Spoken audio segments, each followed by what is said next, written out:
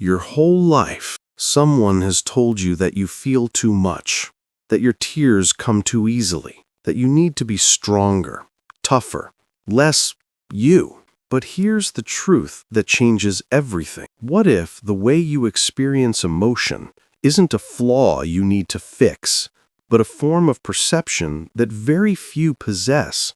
There's something psychology calls heightened emotional reactivity. It's not a disorder. It's not fragility. It's a different operating system. And if you've ever cried during a movie that barely moved anyone else, or felt the weight of a stranger's sadness as if it lived inside your own chest, this might explain more about you than years of being told to toughen up ever could. Let's look at what's actually happening inside you. Research in affective neuroscience suggests that certain individuals process emotional stimuli with significantly more depth than others. Where most minds register an experience and move on, yours lingers. It extracts meaning. It connects the present moment to old memories, future fears, and layers of significance that others never access.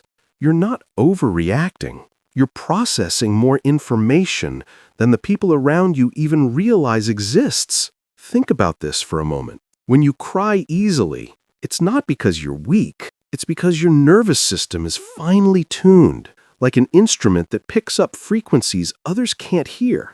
You feel the subtle tension in a room. You sense when someone's smile doesn't match what's behind their eyes. You absorb what others deflect. But here's the part most people miss. This same sensitivity that makes life overwhelming is also what makes you capable of profound connection. It's what allows you to sit with someone in their grief without needing to fix them. It's what gives you the capacity for deep love, creative insight, and a kind of emotional intelligence that can't be taught. And yet, society has rarely made space for this. You've probably learned to apologize for your tears. You've held your breath in meetings, in arguments, in moments where your body wanted to release, but your mind told you it wasn't safe. You've watched others stay composed and wondered what's broken inside you that you can't do the same. Nothing is broken. There's a quiet kind of exhaustion that comes from living in a world that rewards emotional suppression, from constantly translating your inner experience into something more palatable, from feeling everything and saying nothing because you've been taught that your feelings are too much for others to hold.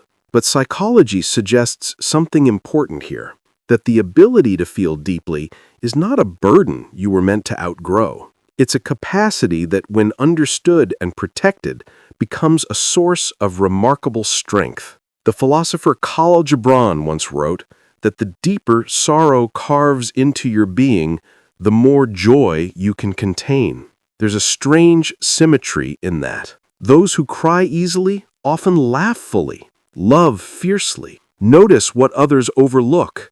You are not living a muted life. You're living one in high definition.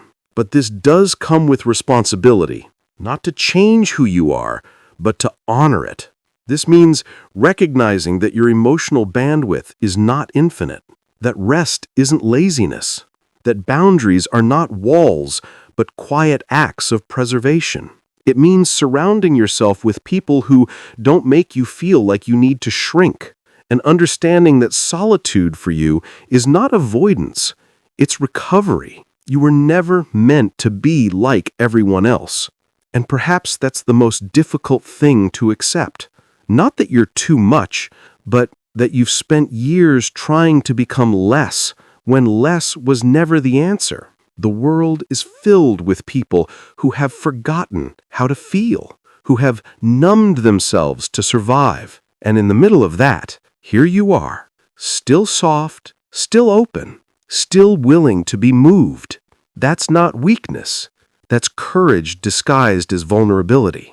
So the next time your eyes fill with tears and someone looks at you like you're fragile, remember this: you are not falling apart. You are simply experiencing life the way your mind was designed to experience it, fully, honestly, without armor. And that is not something to fix. That is something to protect. If any of this felt familiar, I'd love to know. Leave a thought in the comments or simply sit with what came up. And if you'd like more reflections like this, consider subscribing. I'll be here.